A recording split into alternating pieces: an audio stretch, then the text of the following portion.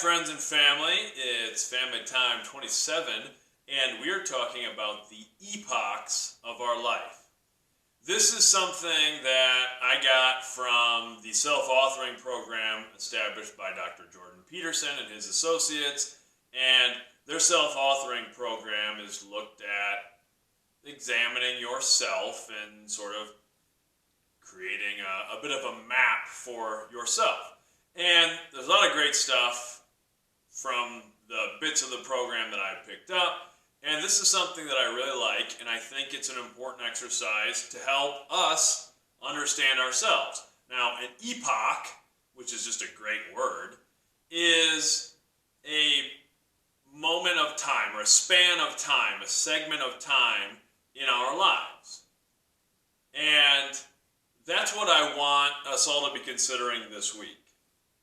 Now, for my students, obviously you've not lived as many years as I have, or some of your other teachers have. So you might be looking at more specific events. So you can kind of give me major influential events of your life. And you can look at it that way, or look at a period of time that has impacted your life. What are the major periods of time in your life? So I kind of look at the big moments of time in my life where maybe something significant happened that shifted my direction a little bit or changed how I looked at things. So if I was going to break down my life into epochs, I would kind of break it down into 6 segments, I think. The first segment of my life we'll call North End. And that's because from birth to 11 years old, I grew up on the north end of Mason City.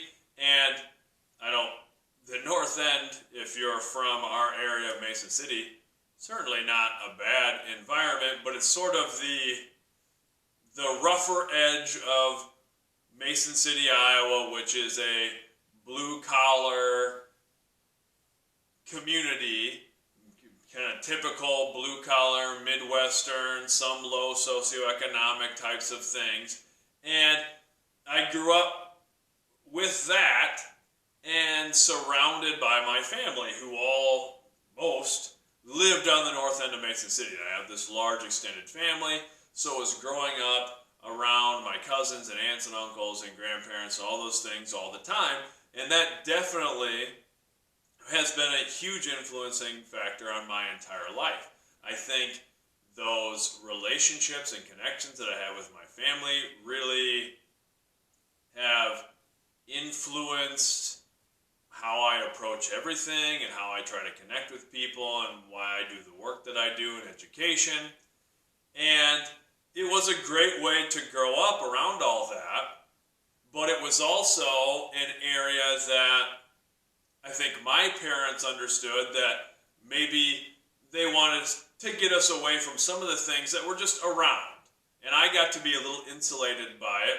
My parents were kind of always on top of things, but there was enough drugs and drinking and some violence and stuff around in that area. And I'm not making it out to be a really crime-ridden place or anything like that. I think it was a great place to grow up, especially with my family around.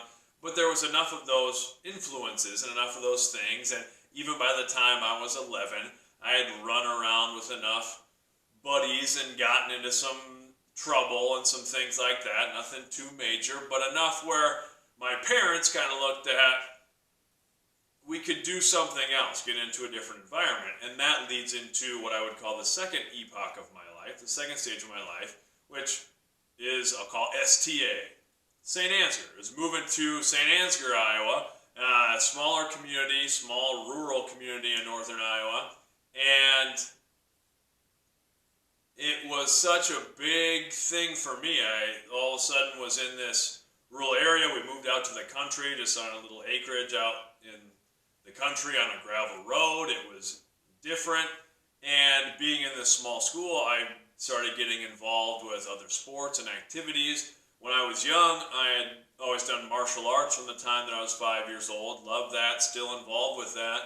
But it wasn't until I moved to this smaller community that I started doing things like play baseball and football and run track, and I was involved in speech competitions and some drama stuff, and I really got to be involved in a lot of things, and it's just been a place that really impacted my life and changed the direction of it. I went on to play college football, and I became a football coach and a track coach or a throwers coach and a strength and conditioning coach, and all of these things that I got into when I got there and had the opportunities to be exposed to those sorts of things, and I was surrounded by great teachers and found a lot of my passions during that time period. And it's because of that that I moved back to that community where that's where I want to raise my kids, and I want them to go to school, and I teach at the same high school from which I graduated. So that was the next stage of my life. That went from the time that I was in 6th grade through 12th grade.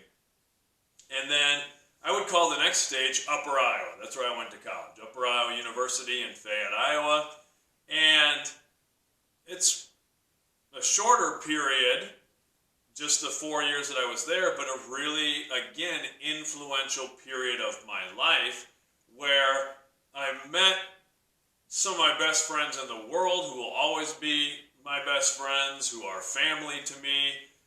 And I think it was just kind of lucky that I happened to get in with a group of people who we just had a strong connection and a very much family vibe, to the point where a group of buddies and I, when we moved into an apartment together, we even put a piece of tape up on the door frame on one of the walls, or I guess it was the corner of the wall coming into a hallway, and we marked our heights on there, because that's what families do, right? You got to mark your height, and nobody was growing any taller, but we just had this family feel, and my mom even had like our group picture up on her wall of family photos in our dining room at our home, and I'm still close to those guys. They're guys from all over the country, but still very close with them, love those guys, and that was a big influence on me, specifically the relationships and connections I formed there that are just lifelong connections.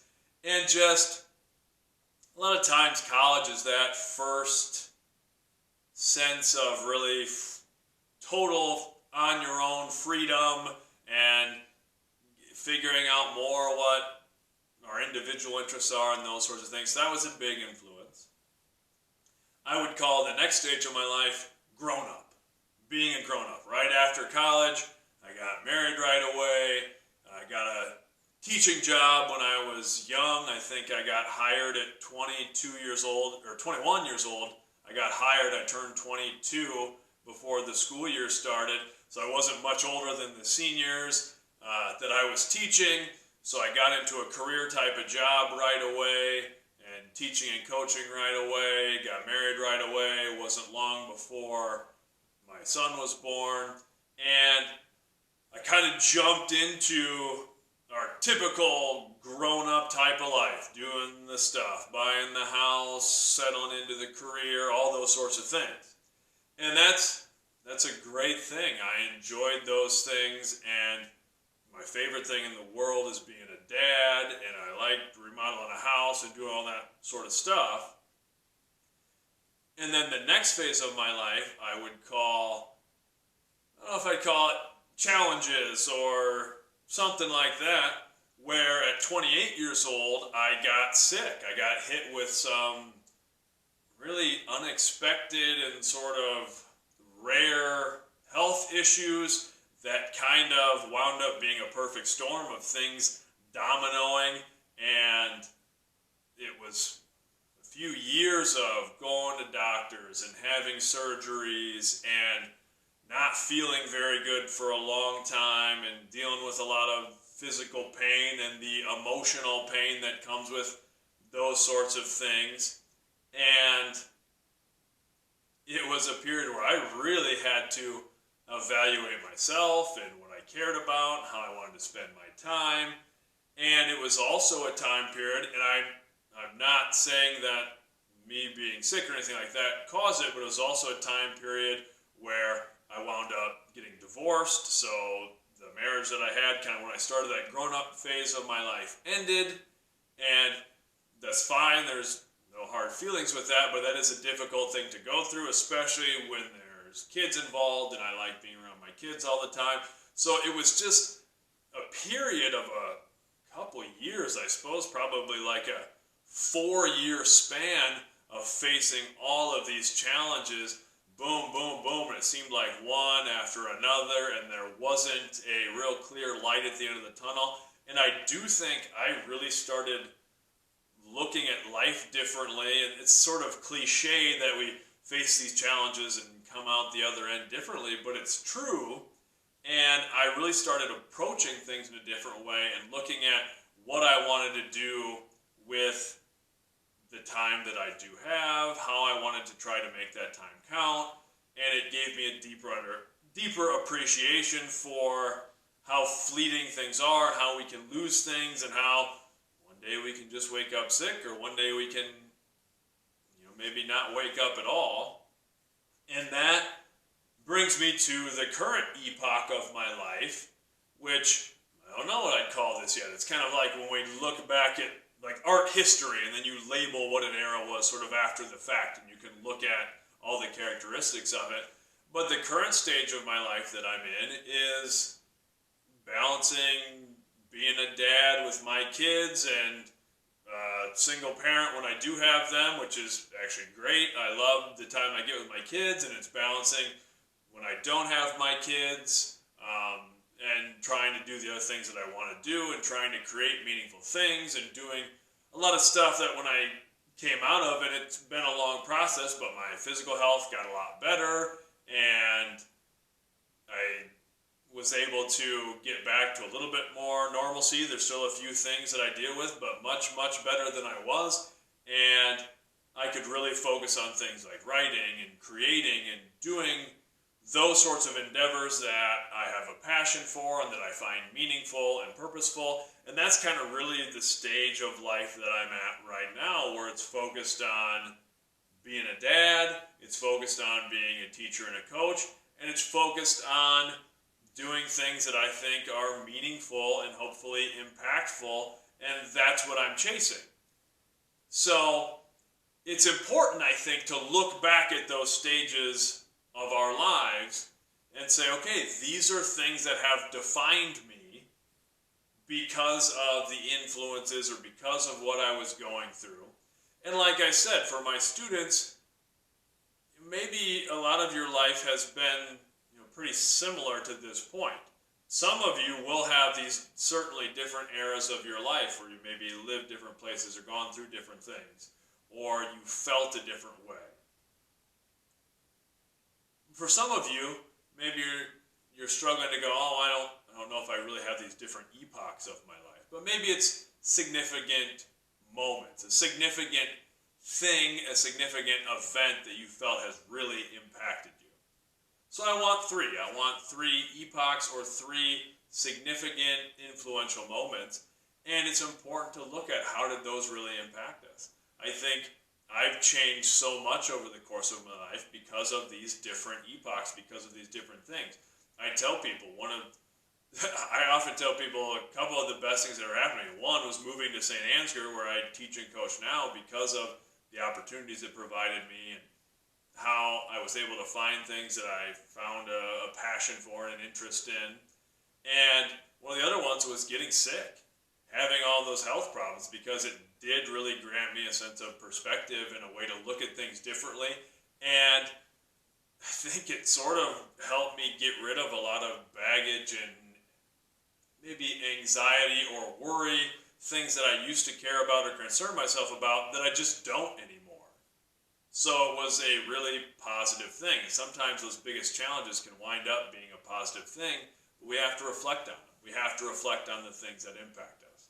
So that's what we're doing.